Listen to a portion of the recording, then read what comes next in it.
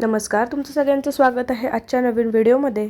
कोणत्याही दिवशी आपल्या मनातील इच्छांची पूर्तता करण्यासाठी, आपल्या मनातील इच्छा पूर्ण करण्यासाठी आपण एक अत्यंत प्रभावशाली उपाय जाणून घेणार आहोत।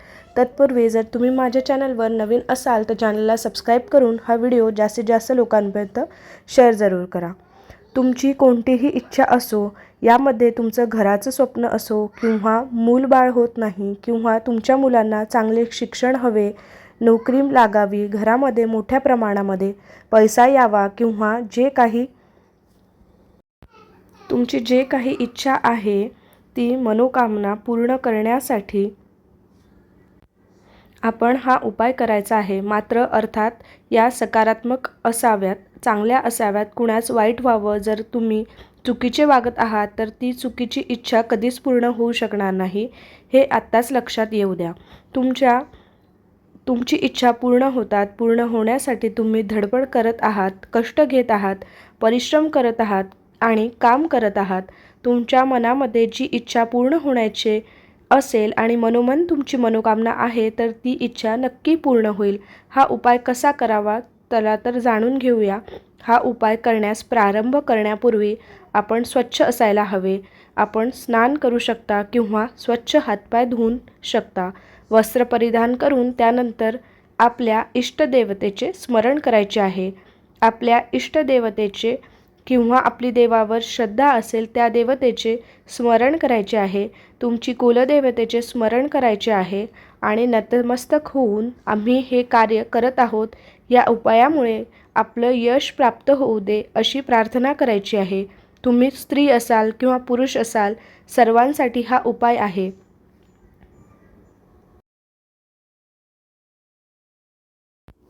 मग तुम्ही स्वतःवर वापरलेला कपडा कोणताही असेल किंवा रुमाल असेल किंवा स्त्रीच्या साडींचा वगैरे असेल, तुम्ही या वस्त्राचा वापर केलेला आहे तो कपडा पण घ्यायचा आहे।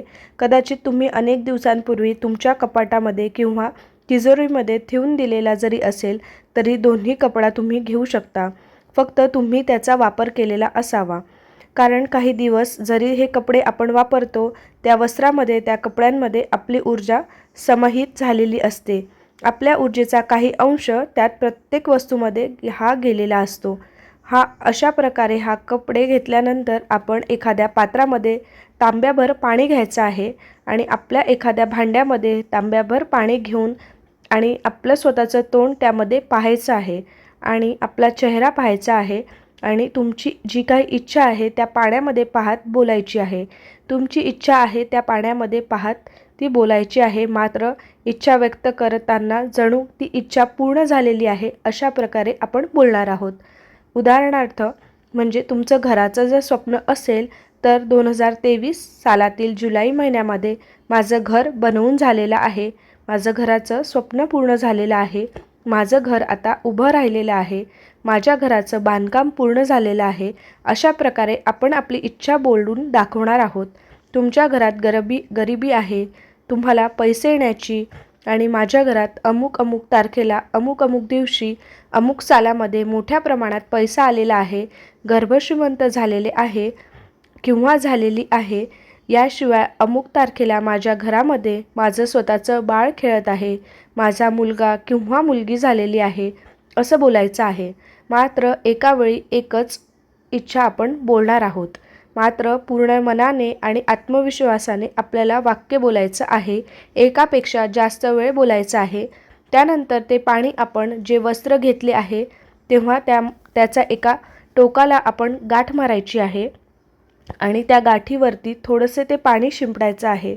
मग उरलेलं जे पाणी आहे ते आपण कोणत्याही झाडाशी आपण टाकू शकतो, अर्पण करू शकतो। मग ते कपडे आपल्याला आपल्या एखाद्या सुरक्षित जागी किंवा स्वच्छ जागेत अशा ठिकाणी आपण कपडे ठेवून द्यायचे आहे की पुन्हा तुम्हाला पाहायची गरज पडणार नाही।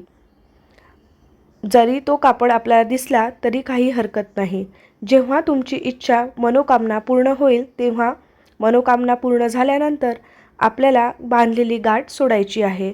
म्हणजेच लॉ ऑफ अट्रॅक्शन मूलभूत सिद्धांत आहे की ज्यानुसार अनेकांची इच्छा पूर्ण होतात।